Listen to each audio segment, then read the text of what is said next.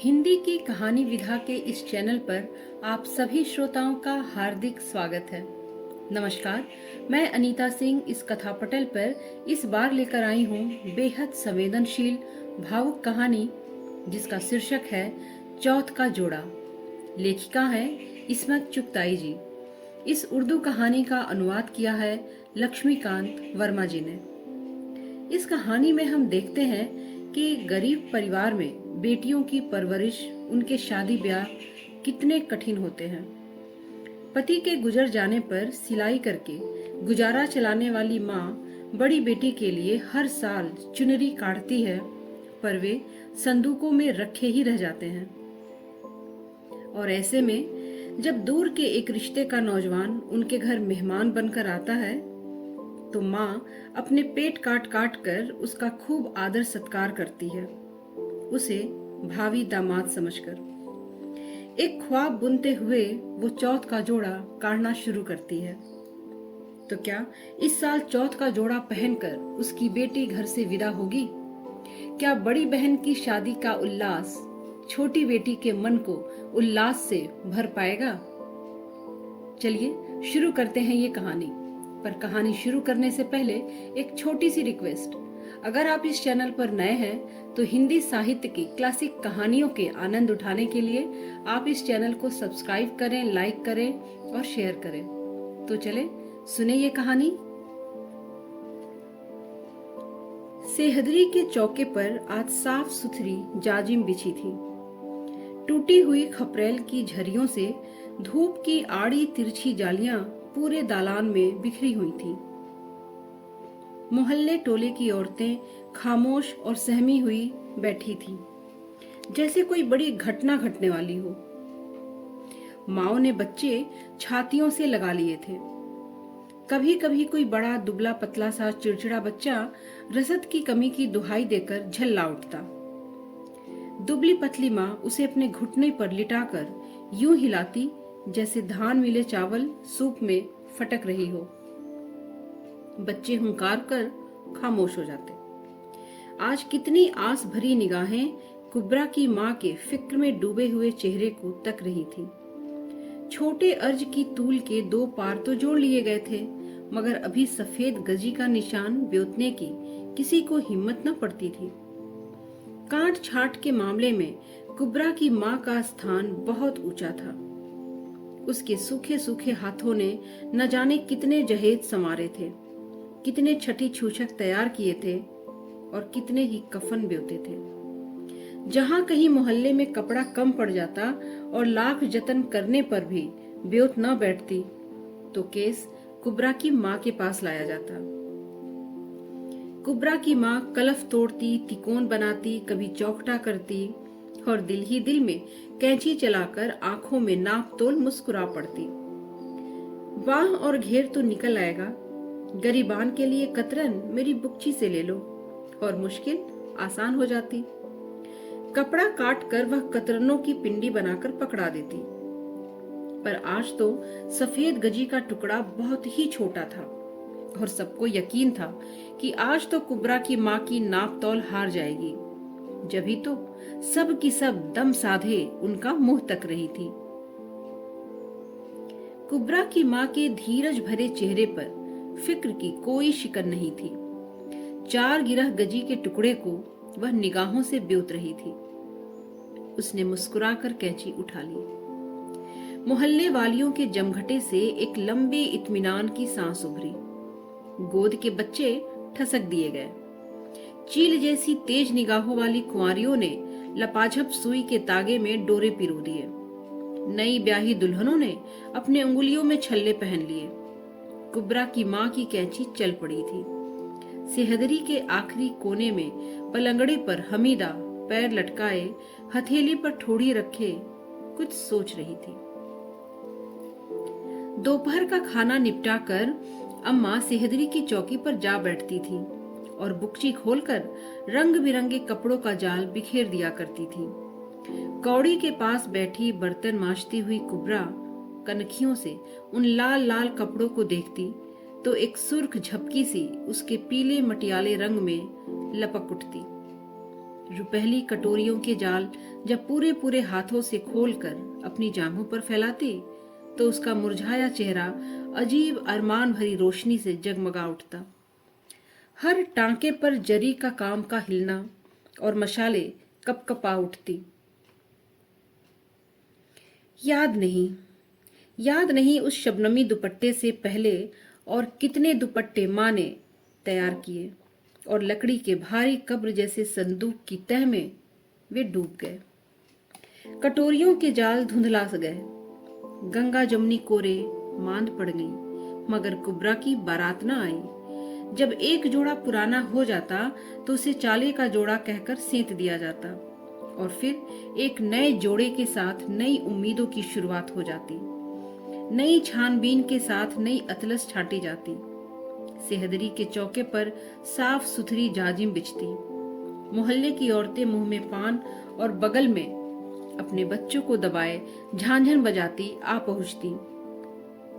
छोटे कपड़ों की गोट तो निकल आएगी बुआ, पर बिचपयों का कपड़ा ना निकलेगा, कोई कहता, और फिर सबके चेहरे चिंतित हो जाते। कुबरा की माँ खामोश माहिर की तरह आंख के फीते से कपड़े की लंबाई चौड़ाई नापती और बीबियां आपस में छोटे कपड़ों के बारे में खुसुर फुसुर करके कहे लगाती। ऐसे में कोई मंचली सुहाग या बन्ना छेड़ देती। कोई और 4 हाथ आगे आके ख्याली समधन को गालियां भी सुनाने लगती। ऐसे मौकों पर कुंवारियों को सहेदरी से दूर सिर ढांक कर खपरेल में बैठने का हुक्म दिया जाता। और जब कोई नया कहकहा सेहदरी से उभरता तो बेचारियां कुंवारियां एक ठंडी सांस भरकर रह जाती। अल्लाह, ये कहे ये ठहाके उन्हें खुद कब नसीब होंगे। उस चुहल से दूर कुबरा शर्म के मारे मच्छरों वाली कोठरी में सिर झुकाए बैठी रहती और इस बीच कतर बियोंत बड़ी नाजुक हालत पर पहुंच जाती। कोई कली उल्टी कट जाती और उसके साथ साथ बीबियों की मत भी कट जाती। कुबरा सहम कर दरवाजे की आड़ से झांकती। यही तो मुश्किल थी कि कोई जोड़ा अल्लाह हमारे चैन से न सिलने पाया।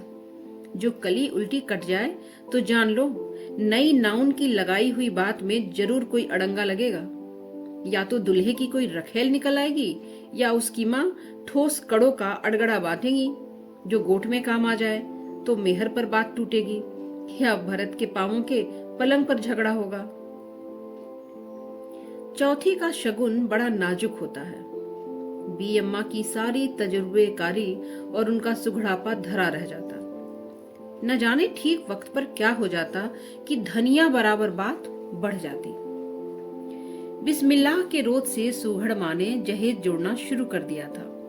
जरा सी कतरन बचती तो तिलेदानी या इतिर की शीशी का गिलाफ सीकर धनुक घोघरू से संवार कर रख देती। लड़की का क्या है, खीरे ककड़ी की तरह बढ़ती हैं। जो बारात आएगी तो यही सलीका काम आएगा। और जब से अब्बा गुजरे इस गुण और ढंग का भी दम फूल गया। हमीदा को एकदम से अपने अब्बा याद आ गए। अब्बा कितने दुबले पतले थे, लंबे जैसे मुहर्रम का झंडा। झुक जाते तो सीधा खड़ा होना मुश्किल था। सुबह सुबह ही उठकर नीम की दातुन तोड़ लाते और हमीदा को घुटनों पर बैठाकर न जाने क्या सोचा करते। फिर सोचते सोचते नीम की दातुन का कोई फोसड़ा गले में चला जाता और वह खांसते ही चले जाते। हमीदा बिगड़कर उनकी गोद से उतर आती। खांसी के धक्कों से यूं हिल हिल जाना उसे बिल्कुल पसंद नहीं था। उसके नन्हे से गुस्से पर वह और हंसते और खांसी सीने में बेतरह उलझती जैसे गर्दन कटे कबूतर फड़फड़ा रहे हों। फिर बी अम्मा आकर उन्हें सहारा देती, पीठ पर धप धप हाथ मारती। तौबा, ऐसी भी क्या हंसी। सुर्ख आंखें ऊपर उठाकर अब्बा बेकसी से मुस्कुराने लगते। खांसी तो रुक जाती, लेकिन वह देर तक हाफा करते। कुछ दवा दारू क्यों नहीं करते? कितनी बार कहा तुमसे। अरे, बड़े अस्पताल का डॉक्टर कहता है सुइयां लगवाओ, रोज 3 पाव दूध पियो और मक्खन खाओ। अब दूध, घी और मक्खन, खाक पड़े उन डॉक्टरों की सूरत पर। भला एक तो खांसी और ऊपर से चिकनाई, बलगम न पैदा कर देगी। हकीम को दिखाओ किसी दिन। दिखाऊंगा। अब्बा हुक्का गुड़गुड़ाते और फिर उन्हें अच्छा लगता। आग लगे उस मुए हुक्के को, उसी ने यह खांसी लगाई है। जवान बेटी की तरफ देखते हो आंख उठाकर कभी? और अब्बा कुबरा की तरफ रहम की भीख मांगती हुई निगाहों से देखते। कुबरा जवान थी? कौन कहता था जवान थी? वह तो बिस्मिल्लाह के दिन से ही अपने जवान होने की बात सुनकर ठिठक कर रह गई थी। न जाने कैसी जवानी आई थी कि न तो उसकी आंखों में परियां नाची, न ही उसके गालों पर जुल्फे परेशान हुई, और न ही उसके सीने में कोई तूफान उठे। न कभी उसने सावन भादों की घटाओं से मचलकर प्रीतम या साजन मांगे। वह झुकी झुकी सहमी सहमी सी बच्ची जो न जाने कब दबे पांव उस पर रेंग आई, वैसे ही चुपचाप न जाने किधर चल दी। मीठा बरस नमकीन हुआ और फिर कड़वा हो गया। अब्बा एक दिन चौखट पर औंधे मुंह गिरे और उन्हें उठाने के लिए किसी हकीम या डॉक्टर का नुस्खा न आ सका। हमीदा ने मीठी रोटी के लिए जिद करनी छोड़ दी और कुबरा के पैगाम न जाने किधर रास्ता भूल गए।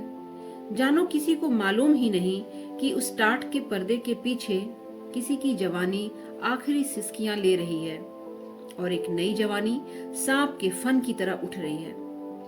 मगर अम्मा का दस्तूर न टूटा। वह उसी तरह रोज दोपहर को सेहदरी से रंग बिरंगे कपड़े फैलाकर गुड़ियों का खेल खेला करती। उन्होंने कहीं न कहीं से जोड़ जमा कर शवरात के महीने में क्रेप का दुपट्टा 7.5 रुपए में खरीद ही डाला। बात ही ऐसी थी कि बगैर खरीदे गुजारा ही नहीं था। मझले मामू का तार आया कि उनका बड़ा लड़का राहत पुलिस की ट्रेनिंग के सिलसिले में जा रहा है। बी अम्मा के तो बस जैसे एकदम घबराहट का दौरा पड़ गया। जानो राहत नहीं, चौखट पर बारात आई खड़ी हो और उन्होंने अभी दुल्हन के मांग की अफशा भी नहीं कतरी। हॉल से उनके तो छक्के छूट गए। झट अपनी मुंहबोली बहन बंदो की माँ को भुला भेजा। बहन, मेरा मरा मुंह देखो जो इस घड़ी ना आओ। और फिर दोनों में खुसुर पुसुर हुई। बीच में एक नजर दोनों कुबरा पर भी डाल लेती, जो दालान में बैठी चावल फटक रही थी। वह उस कानाफूसी की जबान को अच्छी तरह समझती थी।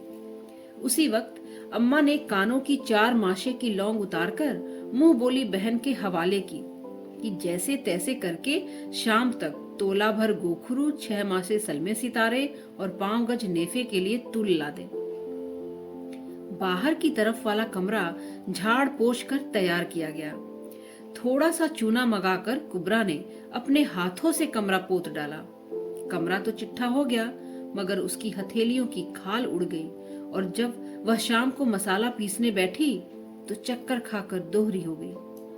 सारी रात करवटें बदलती गुजरी, एक तो हथेलियों की वजह से और दूसरे सुबह सुबह की गाड़ी से राहत जो आ रहे थे। अल्लाह, अब के तो मेरी आपा के नसीब खुल जाएं। मैं अल्लाह से 100 रकत नफल तेरी दरगाह में पढ़ूंगी।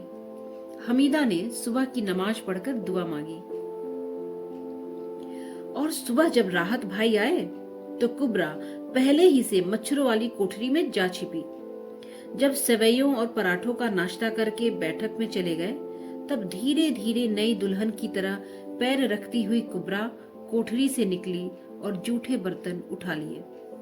हमीदा ने शरारत से कहा, लाओ मैं धोऊं भी आपा। नहीं, वह शर्म से झुक सी गई। हमीदा छेड़ती रही, अम्मा मुस्कुराती रही और क्रेप के दुपट्टे पर पल्लू टाकती रही।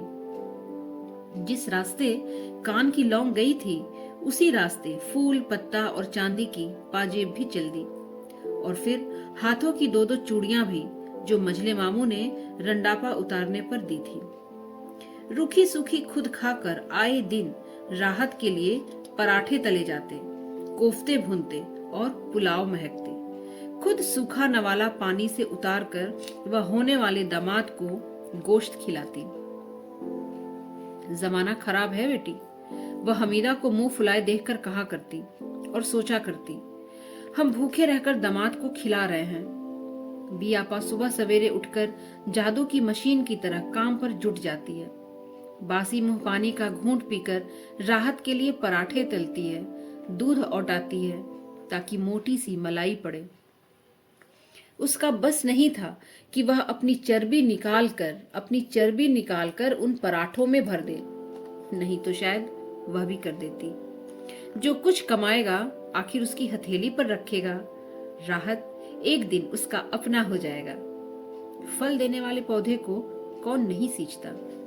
और फिर जब एक दिन फूल खिलेंगे और फलों से लदी हुई डाली झूलेगी तो ताना देने वालियों के मुंह पर कैसा तो जूता पड़ेगा।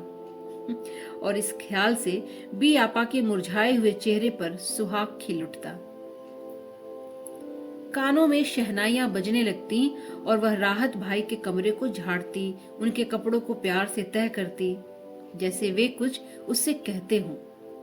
वह उसके बदबूदार चूहों जैसे सड़े मोजेद होती, बिन साधी बनियाने और नाक से लथड़े हुए रुमाल साफ करती, उसके तेल से चिपचिपाते हुए तकिए की गिलाफ पर स्वीट ड्रीम काटती। पर मामला चारों कोने चौकस नहीं बैठ रहा था। राहत सुबह सवेरे अंडे पराठे डट कर जाता और शाम को आकर कोफ्ते खाकर सो जाता। और बी अम्मा की मुंह बोली बहन खुसुर पुसुर करती। अम्मा बात को छिपाती हुई कहती, अरे बड़ा शर्मिला है बेचारा। हाँ यह तो ठीक है, पर भाई कुछ तो पता चले, रंग ढंग से, कुछ आंखों से। ए नौज, खुदा ना करे मेरी लौंडिया आंख लड़ाए, उसका तो आंचल भी नहीं देखा किसी ने। बी अम्मा गर्व से कहती। खाला मेरी जान को आ जाती। हाय तो मैं क्या करूं? राहत मियाँ से बात क्यों नहीं करती? भैया हमें तो शर्म आती है और दूसरे हमें उनसे डर लगता है। अम्मा चिढ़कर बोलती, क्यों, वह तुझे फाड़ खाएगा? मैं लाजवाब हो जाती, नहीं तो मगर। और फिर मिसकोट हुई। बड़ी सोच विचार के बाद खली के कबाब बनाए गए, बहनोई से मजाक करने के लिए। उस दिन बी आपा भी कई बार मुस्कुरा पड़ी। चुपके से बोली, देखो हंसना नहीं, नहीं तो सारा खेल बिगड़ जाएगा। मैंने वादा किया नहीं हंसूंगी। मैंने चौकी पर खाने की सीनी रखते हुए कहा, खाना खा लीजिए। फिर जो पट्टी के नीचे रखे हुए लोटे से हाथ धोते वक्त राहत ने मेरी तरफ सिर से पांव तक देखा तो मैं सरपट भागी वहां से। मेरा दिल धक धक करने लगा। अल्लाह तौबा, क्या बदमाश आंखें हैं कमबख्त की। जानी गोड़ी मर, अरे देख तो सही कैसा मुंह बनाता है, सारा मजा किरकिरा कर दिया। बी अम्मा ने टोका पर मैं टस से मस न हुई। बी आपा ने एक बार मेरी तरफ देखा। उनकी आंखों में आरजू थी, लौटी हुई बारातों का गुबार था और चौथी के पुराने जोड़ों की तरह उदासी। मैं सिर झुकाए खंभे से लगकर जा खड़ी हो गई। राहत खामोश खाते रहे, मेरी तरफ ना देखा। खली का कबाब खाते देखकर मुझे चाहिए था कि मजाक उड़ाऊं, कहे लगाऊं कि वाह जी वाह दुल्हा भाई, मगर जानो किसी ने मेरा कुछ दबोच लिया हो। खली खा रहे हो? बी अम्मा ने जलकर मुझे वापस बुला लिया और मुंह ही मुंह में कोसने लगी। अब मैं उनसे क्या कहती कि वह तो मजे से खा रहा है, कमबख्त कहीं मुझे भी ना खा जाए। बी अम्मा के सिखाने पर फिर मुझे जाकर पूछना पड़ा, राहत भाई कोफ्ते पसंद आए? जवाब नदारद, बताइए ना। बी अम्मा ने ठोका दिया, अब जा ठीक से पूछ करा। वह बोले, आपने लाकर दिए, हमने खा लिए, मजेदार ही होंगे। बी अम्मा से न रहा गया तो बोल उठी, तुम्हें पता भी ना चला क्या मजे से खली के कबाब खा गए? खली के तो रोज काहे के होते हैं, मैं तो आदी हो चुका हूँ खली और भूसा खाने का। राहत ने चुपके से कहा। अम्मा का मुंह उतर गया। आपा की झुकी हुई पलकें फिर ना उठ सकी। दूसरे रोज भी आपा ने रोजाना से दुगनी सिलाई की और फिर शाम को मैं खाना लेकर गई तो बोले, कहिए आज क्या लेकर आई हैं? आज तो लकड़ी के बुरादे की बारी होगी। मैंने जलकर कहा, क्या हमारे हाथ का खाना आपको पसंद नहीं आता? यह बात नहीं, कुछ अजीब सा मालूम होता है, कभी खली के कबाब तो कभी भूसे की तरकारी। मेरे तन बदन में आग लग गई। हम सूखी रोटी खाकर उसे हाथी की खुराक दे, घी टपकते पराठे ठुसाएं, मेरी बी आपा को जोशांदा नसीब नहीं और उसे दूध मलाई निगलवाएं। मैं भन्ना कर चली आई। अम्मा की मुंह बोली बहन का बताया हुआ नुस्खा काम आ गया और राहत ने दिन का ज्यादा हिस्सा घर पर ही गुजारना शुरू कर दिया। बी आपा तो चूल्हे में झुकी रहती, बी अम्मा चौथी के जोड़े सिया करती और राहत की गंदी आंखें तीर बनकर मेरे दिल में चुभा करती। बात बेबात छेड़ना, खाना खाते वक्त कभी पानी तो कभी नमक के बहाने से बुलाना और साथ साथ जुमलेबाजी। मैं खिसिया कर बी आपा के पास जा बैठती। आपा आपा आपा ने कहा, जी चाहता साफ कह दूं, किसी की बकरी और कौन डाले दाना घास। ए आपा भी, मुझसे तुम्हारा बैल न नाथा जाएगा। मगर बी आपा के उलझे हुए बालों को देखकर, उनके चूल्हे की उड़ती हुई राख को देखकर, नहीं नहीं, मेरा कलेजा धक से हो गया। मैंने उसके सफेद बाल लट के नीचे दबा दिए। नाच जाए उस कमबख्त नजले का, बेचारी के बाल पकने शुरू हो गए। राहत ने फिर किसी बहाने से पुकारा। मैं जल गई, पर बी आपा ने कटी हुई मुर्गी की तरह जो पलट कर देखा तो मुझे उसके पास जाना ही पड़ा। राहत ने पानी का कटोरा लेकर मेरी कलाई पकड़ ली। आप हमसे खफा हो गई? और मेरा दम निकल गया। मैं भागी हाथ झटक कर। बी आपा ने शर्मो हया से घुटी हुई आवाज में कहा, वो क्या कह रहे थे? मैं चुपचाप बी आपा का मुंह तकने लगी। क्या कहती? कह रहे थे, किसने पकाया है खाना? वाह वाह, जी चाहता है खाता ही जाऊं, पकाने वाली का हाथ खा जाऊं। नहीं नहीं, खा नहीं जाऊं, बल्कि चूम लूं। मैंने कहना शुरू किया और बी आपा का खुरदुरा हल्दी धनिये के विषाद में सड़ता हुआ हाथ अपने गाल से लगा लिया। मेरे आंसू निकल आए। मैंने सोचा, ये हाथ जो सुबह से शाम तक जुटे रहते हैं, उनकी बेगार कब खत्म होगी? क्या इनका कोई खरीदार नहीं आएगा? क्या उन्हें कभी कोई प्यार से न चूमेगा? क्या इन हाथों में कभी मेहंदी न रचेगी? क्या उनमें कभी सुहाग का इतर नहीं बसेगा? जी चाहा जोर से चीख पड़ूं। और वे क्या कह रहे थे? बी आपा के हाथ तो इतने खुरदरे थे, पर आवाज इतनी रसीली और मीठी कि राहत के कान होते तो। मगर राहत के कान न थे, न नाक, बस नरक जैसा पेट था। और कह रहे थे, अपनी बी आपा से कहना इतना काम ना किया करें और जोशांदा पिया करें। चल झूठी, अरे वाह, झूठे होंगे आपके वह। और बी आपा ने मेरा मुंह बंद करा दिया। देख तो, स्वेटर बुन गया है, जा उन्हें दे आ, पर देख, तुझे मेरी कसम, मेरा नाम ना लेना। नहीं बी आपा, उन्हें ना दो ये स्वेटर। तुम्हारी इन मुट्ठी भर हड्डियों को स्वेटर की कितनी जरूरत है? मैंने कहना चाहा, पर कह ना सकी। आपा, ये बताओ, इन जाड़ों में तुम खुद क्या पहनोगी? अरे मुझे क्या जरूरत है, चूल्हे के पास तो वैसे ही झुलसन रहती है। स्वेटर देखकर राहत ने एक बार भी कुछ न कहा, बल्कि शरारत से तान कर कहा, तो क्या यह स्वेटर आपने बुना है? नहीं तो भाई हम नहीं पहनेंगे। मेरा जी चाहा उसका मुंह नोच लूं। कमीने, मिट्टी के तोंदे, यह स्वेटर उन हाथों ने बुना है जो जीते जागते गुलाम हैं।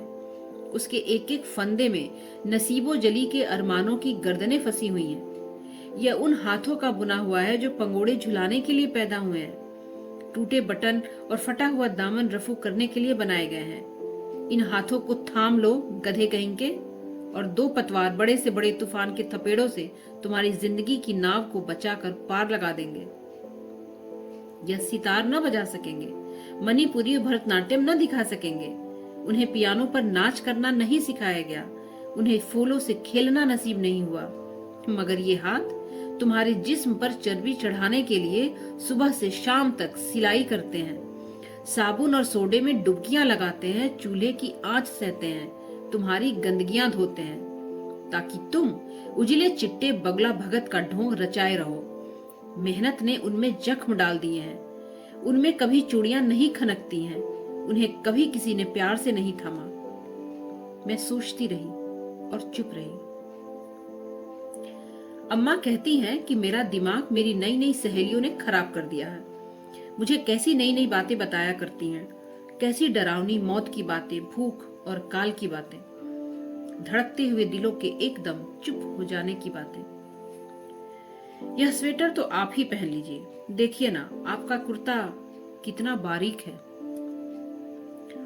जंगली बिल्ली की तरह मैंने उसका मुंह, नाक, गला और बाल नोच डाले और जाकर अपने पलंग पर गिर पड़ी। बी आपा ने आखिरी रोटी डालकर जल्दी जल्दी हाथ धो लिए और आंचल से हाथ पोंछती मेरे पास आ बैठी। उससे रहा न गया तो धड़कते हुए दिल से पूछा, क्या बोले? बी आपा, ये राहत भाई बड़े खराब आदमी है। मैंने सोचा आज सब कुछ बता दूंगी। वह मुस्कुराई। क्यों? मुझे अच्छे नहीं लगते। यह देखिए ना, मेरी सारी चूड़ियां चूरा हो गई। मैंने कांपते हुए कहा। आपा ने रोमांटिक आवाज में शर्मा कर कहा, बस बड़े शरीर है। बी आपा, सुनो बी आपा, ये राहत अच्छा आदमी नहीं है। मैंने सुलग कर कहा। आज बी अम्मा से कह दूंगी। बी अम्मा ने पूछा, क्या हुआ? बी अम्मा, देखिए मेरी चूड़ियां राहत ने तोड़ डाली। खूब किया, तू उसे सताती भी तो बहुत है।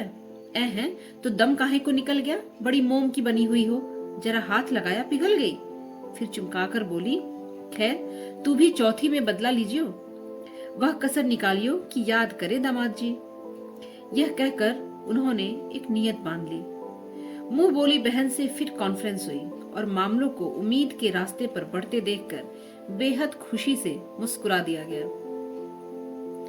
हैं तू तो बड़ी ठस है। हम तो अपने बहनोइयों का खुदा की कसम नाक में दम कर दिया करते थे। मुंह बोली बहन बोली, और वह मुझे बहनोइयों से छेड़छाड़ करने के हथकंडे बताने लगी कि किस तरह उसने छेड़छाड़ करके अचूक निशाने पर ठीक बैठने वाले नुस्खों से उन दो बहनों की शादी कराई थी जिनके नाव पार लगने के सारे मौके हाथ से निकल चुके थे। एक तो उनमें से हकीम जी थे, जहां बेचारों को लड़की वालियां छेड़ती थीं, शर्माने लगते और शर्माते शर्माते कपकपी के दौरे पड़ने लगते और एक दिन मामू साहब से कह दिया कि मुझे अपनी गुलामी में ले लीजिए। दूसरे वायसराय के दफ्तर में क्लर्क थे, जहां सुना कि बाहर आए हैं लड़कियां छेड़ना शुरू कर देती। कभी गिलौरियों में मिर्च भरकर भेज दी, कभी सवैयों में नमक डालकर खिला दिया। ऐ लो, वह तो रोज आने लगे।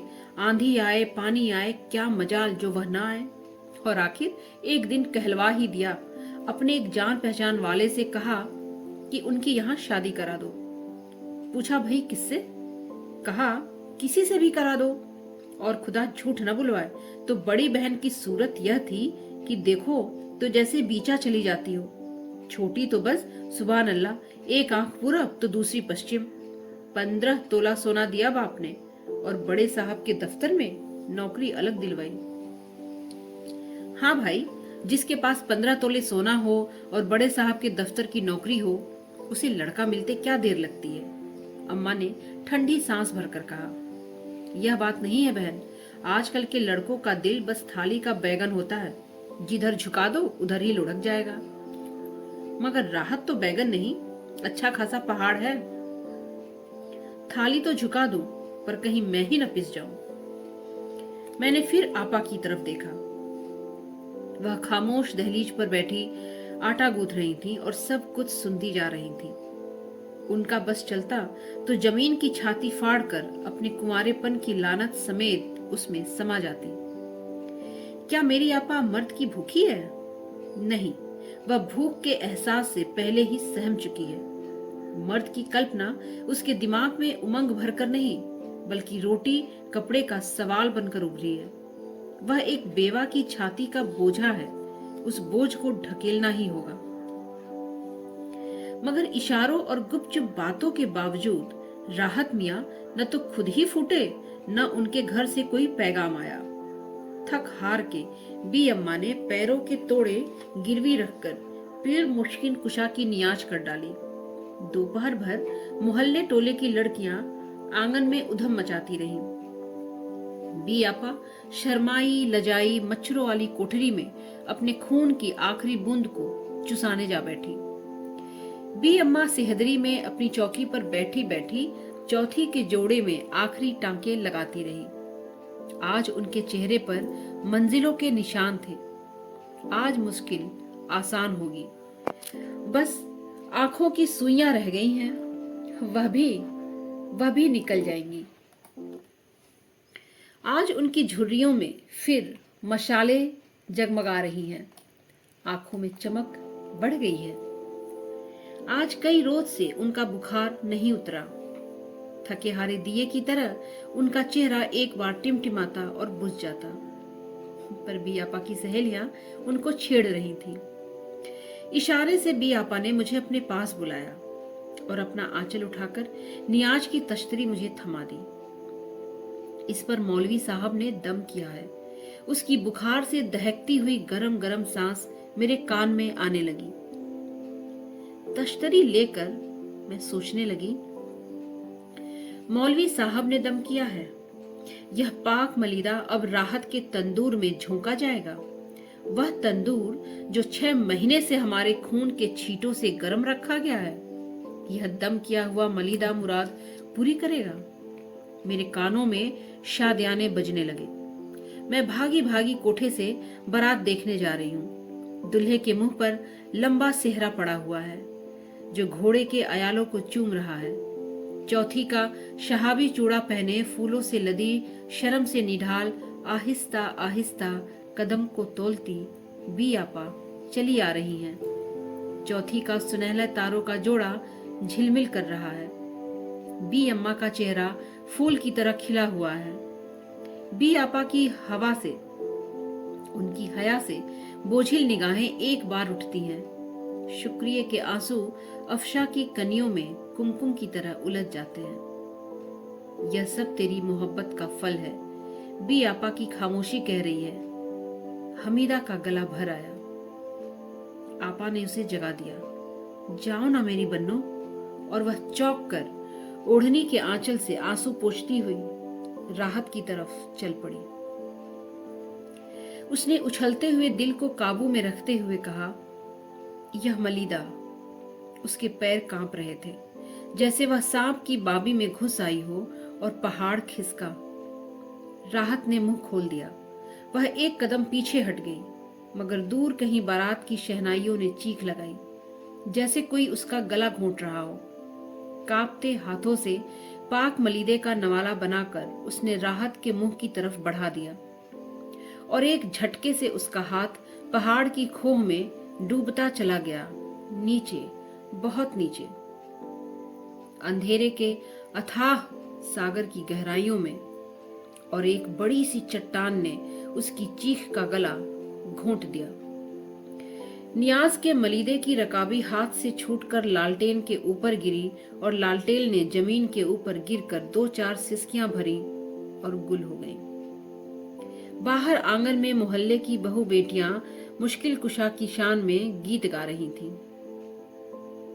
सुबह की गाड़ी से राहत मेहमान नवाजी का शुक्रिया अदा करता हुआ रवाना हो गया। उसकी शादी की तारीख तय हो चुकी थी और उसे बहुत जल्दी थी। उसके बाद उस घर में अंडे न तले गए, पराठे न पके और स्वेटर न बुने गए। और फिर उसी सेहदरी में चौकी पर साफ सुथरी जाजिम बिछाई गई। मोहल्ले की बहू बेटियां जुड़ी। कफन का सफेद सफेद लट्ठा मौत के आंचल की तरह बी अम्मा के सामने फैल गया। बर्दाश्त के बोझ से उनका चेहरा कांप रहा था। बाईं भौं फड़क रही थी।